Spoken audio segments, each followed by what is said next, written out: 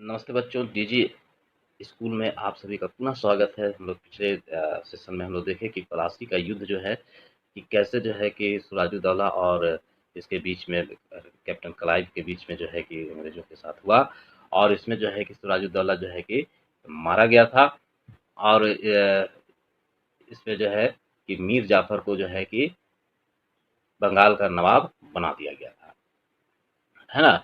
अब हम लोग देखते हैं यहाँ पर कुछ ही घंटों में, चूंकि वो समाप्त हो गया था मीर जाफर के विश्वासघात के कारण।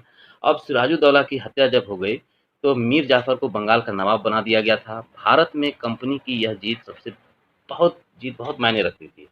कंपनी जो है मीर जाफर को कठपुतली समझ रही थी, परंतु धीरे धीरे कंपनी को यह महसूस हुआ कि मीर जाफर भी अपनी प्रजा की भलाई के लिए कंपनी के व्यापारिक हितों की रक्षा करने में आनाकानी कर रहे हैं, है ना। चूँकि मीर कासिम को भी लगता था कि भई कि हम भी कुछ जनता के लिए कर रहे हैं, लेकिन उसके पास जो है कि उतना धन नहीं होगा, जिसके कारण वो उसके व्यापारिक हितों की रक्षा करने में आनाकानी कर रहे थे। अब अंग्रेज़ों ने मीर जाफ़र को फिर हटा दिया और मीर कासिम को जो है बंगाल का नवाब बना दिया, ठीक है। मीर जाफ़िर को हटा के मीर कासिम जो था, उसका पिछलग्गू था, उसको जो है कि बना दिया। जब मीर कासिम भी अंग्रेज़ों की बात सब मानने से इनकार कर दिया, चूँकि अंग्रेज़ जो थे कि वो बहुत महत्वाकांक्षी थे। उनका साम्राज्य, वो तो साम्राज्य में एकदम गिद्ध नज़र था, लेकिन उस देख रहा था कि अगर हम डायरेक्ट इसको भी ले लेते हैं तो बंगाल की जनता जो है विद्रोह कर देगी। इसलिए जो है कि पहले मीर जाफ़र को टेस्टिंग किया, फिर जो है मीर कासिम को जो है कि बंगाल का नवाब बनाया। अब जब मीर कासिम भी जो है कि अंग्रेज़ का सब बात मानने से इनकार कर दिया, तो अंग्रेज़ जो है उसके खिलाफ जो है साजिश करने में जुट गए, है ना। क्योंकि साजिश जब तक जो है कि उसको कोई दूसरा ही नहीं मिलेगा, या फिर जो है कि उसको ये नहीं करेंगे कि भाई ये जो है आदमी ठीक नहीं है, नहीं चला सकता है, तब तक उसको कैसे हटाएगा। जुलाई 1763 ईस्वी में कंपनी ने मीर जाफर को बंगाल की नवाबी सौंपकर मीर कासिम के विरुद्ध युद्ध छेड़ दिया। अब जो है कि पुनः जो है कि 1763 ईस्वी में क्या हुआ, जुलाई के महीना में, कि कंपनी मीर जाफर पर फिर एक बार विश्वास जताया कि इसको हम लोग फिर दे देते हैं, ये तो मीर कासिमा से अच्छे था। तो और मीर कासिम के विरुद्ध जो है युद्ध छेड़ दिया। इस युद्ध में इतिहास में जो है कि बक्सर के इस युद्ध को इतिहास में बक्सर के युद्ध के नाम से जाना जाता है। युद्ध जो है 22 अक्टूबर 1764 ईस्वी को बक्सर में हुआ, है ना। बक्सर का नाम सुने हो तुम लोग, सब लोग बिल्कुल। तो बक्सर में जो है 1764 ईस्वी में 22 अक्टूबर के दिन ये युद्ध शुरू हुआ। इस युद्ध में एक ओर जो है कि मुगल शासक शाह आलम द्वितीय, अवध का नवाब जो है शुजाउद्दौला और मीर कासिम थे, ठीक है ना। और दूसरी ओर अंग्रेजी सेना का जो नेतृत्व कर रहा था वो कैप्टन मुनेरो, है ना, ये कर रहे थे। तीनों की सम्मिलित शक्ति से भयभीत होकर अंग्रेजों ने अवध के नवाब को जो है कि अपने पक्ष में मिलाने की कोशिश की। अवध का नवाब कौन था? शुजाउद्दौला को जो है जब तीनों मिल गया, अवध का नवाब जो है शुजाउद्दौला, शाह आलमगीर और मीर कासिम मिल गया, तो अंग्रेजों को लगा कि अब ये तो हम लोग हो सकता है कि ये युद्ध में हार जाए। इसलिए जो है शुजाउद्दौला को जो है कि अवध के नवाब को मिलाने का कोशिश किया, लेकिन वो असफल रहे। हेक्टर मुनरो जो है के नेतृत्व में अंग्रेजी सेना इस संयुक्त सेना को पराजित अंततः कर दी, है ना। अंततः युद्ध हुआ और युद्ध में जो है कि ये तीनों की सेना जो है शुजाउद्दौला, अवध के जो नवाब थे शुजाउद्दौला का, शाह आलम द्वितीय का और मीर कासिम, ये तीनों को पराजित कर दिया मुनेरो की सेना ने, अंग्रेजी सेना ने।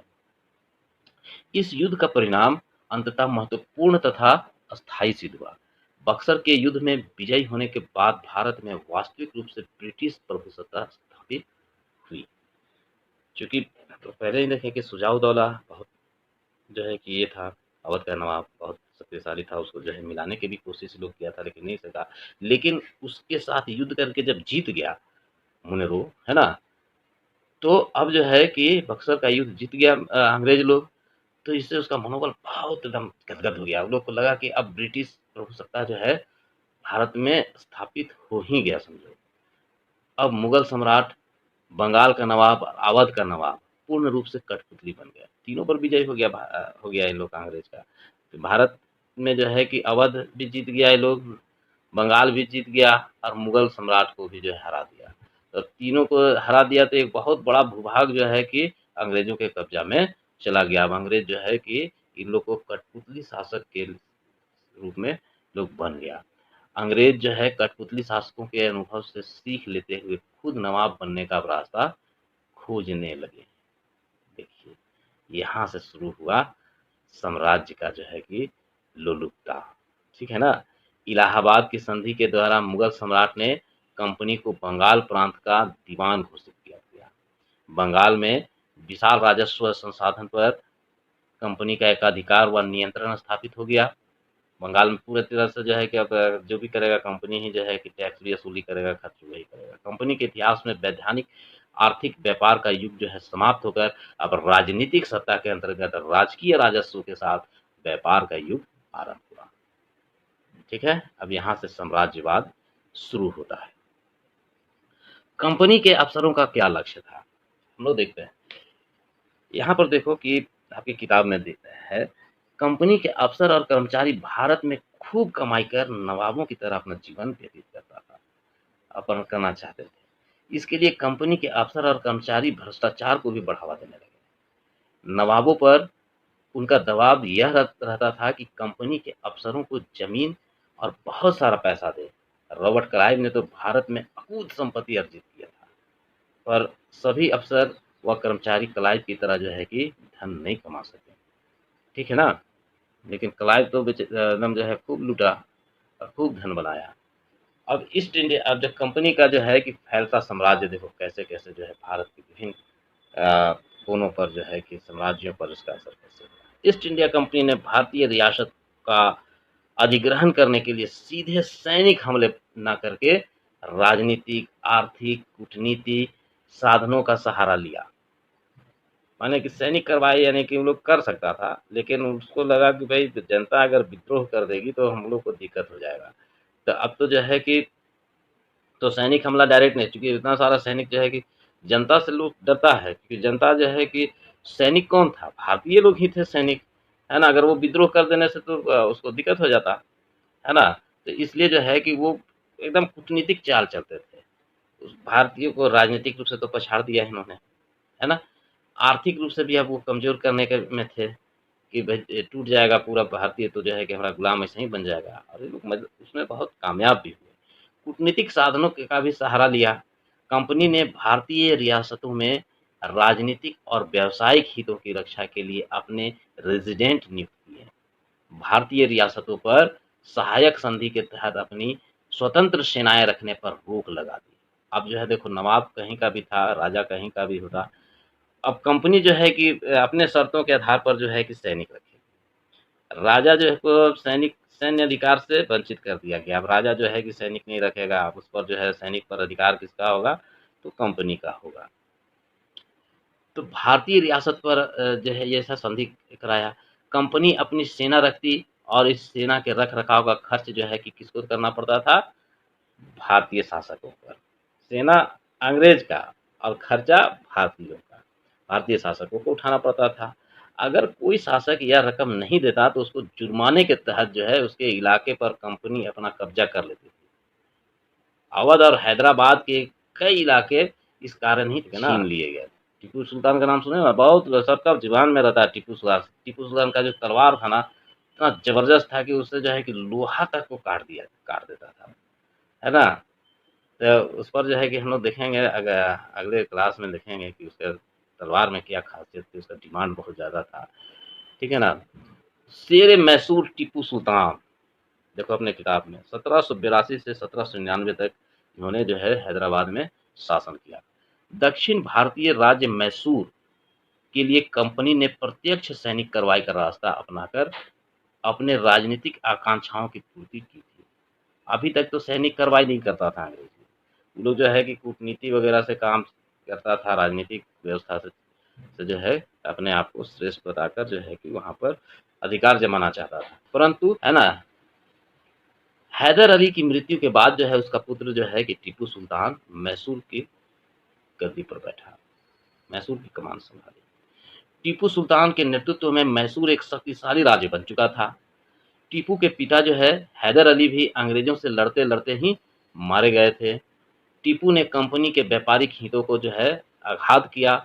उसने अपने रियासत के बंदरगाह से चंदन, काली मिर्च, इलायची के निर्यात पर जो है रोक लगा दी। टीपू ने, है ना? साथ ही टीपू ने फ्रांसीसियों की मदद से अपनी सेना का आधुनिकीकरण भी किया। ठीक है, यहाँ पर जो है फ्रांसीसी लोग जो है कि उसकी मदद टीपू की है। फ्रांसीसियों के साथ बढ़ते संबंध से अंग्रेज जो है काफ़ी सशंकित थे और उन लोग को एक छत्र राज्य जो है भारत में नहीं मिल रहा था, है ना? तो टीपू सुल्तान ने तुर्की एवं फ्रांस में दूत भेजकर अब उसका समर्थन करने का भी जो है कि बहुत कोशिश किया। टीपू सुल्तान की बढ़ती हुई शक्ति को देखकर अंग्रेजों ने मैसूर के खतरे को खत्म करने के लिए सैनिक कार्रवाई शुरू कर दिया। टीपू सुल्तान की बढ़ती हुई शक्ति को देखकर अंग्रेजों ने मैसूर के खतरे को खत्म करने के लिए क्या किया? सैनिक कार्रवाई करने की मन बना लिया। तो टीपू से पहले उसके पिता जो है कि हैदर अली भी जो है अंग्रेजों के साथ प्रथम आंग्ल युद्ध और द्वितीय आंग्ल युद्ध कर चुके थे।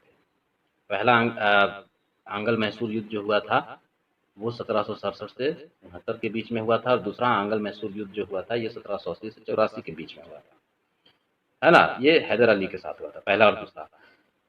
टीपू के साथ भी जो है कि अंग्रेजों के 2 युद्ध हुए, जिसमें पहला युद्ध था उसका तृतीय आंग्ल मैसूर युद्ध। यह युद्ध लॉर्ड कॉर्नवालिस और टीपू सुल्तान के बीच हुआ। टीपू ने बहुत बहादुरी के साथ जो है दुश्मनों का सामना किया, परंतु जो है विवश होकर अंग्रेजों के साथ श्रीरंगापट्टनम में एक संधि भी करनी पड़ी। इस संधि ने मैसूर को आर्थिक एवं सामरिक रूप से जो है कि बिल्कुल कमजोर कर दिया। टीपू के लिए अब अंग्रेजों से मैसूर को बचाने के का रास्ता जो है काफी मुश्किल हो गया, है ना? लॉर्ड कॉर्नवालिस और टीपू के बीच में हुआ था जो तीसरा आंग्ल मैसूर युद्ध, है ना? अब लॉर्ड वेलेस्ली जो है ने टीपू पर फ्रांसीसियों को अपने यहाँ बुलाकर अंग्रेजों के विरुद्ध षड्यंत्र का आरोप लगाकर 1799 में उस पर फिर से आक्रमण कर दिया। 4 मई 1799 ईस्वी को चतुर्थ आंग्ल मैसूर युद्ध जो है टीपू सुल्तान ने बहादुरी के साथ लड़ते हुए जो है कि वह वीर गति को प्राप्त किया। अंग्रेज जो है कि एक बार संधि तो कर लिए उसके साथ टीपू के साथ, लेकिन टीपू जो पर जो है फ्रांसीसियों को बुलाकर जो है लॉर्ड वेलेस्ली जो था वो जो है कि आरोप लगाया कि टीपू जो है वो फ्रांसीसियों की मदद ले रहा है, अंग्रेजों के विरुद्ध षड्यंत्र रच रहा है ना? इसको लेके जो है कि वो आक्रमण कर दिया टीपू पर। टीपू बहुत बहादुरी के साथ लड़ा, है ना? और इस लड़ाई में जो है कि वो मारा गया, उसको वीर गति प्राप्त हुई। अंग्रेजों ने मैसूर पर सहायक संधि थोपते हुए जो है मैसूर का राजकाज जो है वाडियार वाडियार राजवंश को सौंप दिया। ठीक है, यहाँ जो है कि दिया टीपू सुल्तान आधुनिक काल का वह शासक था जो युद्ध के मैदान में वीर गति को प्राप्त हुआ। टीपू ने श्रीरंगापट्टनम में स्वतंत्रता का वृक्ष लगाया था तथा भारत में जैकोबिन क्लब की स्थापना की थी। देखो जैकोबिन क्लब ये जो है पूछ सकता है आप लोगों को, जैकोबिन क्लब की स्थापना किसने की थी? टीपू सुल्तान ने श्रीरंगापट्टनम में किया था। वहां पर एक स्वतंत्रता वृक्ष भी लगाया था जानने के लिए आप लोग को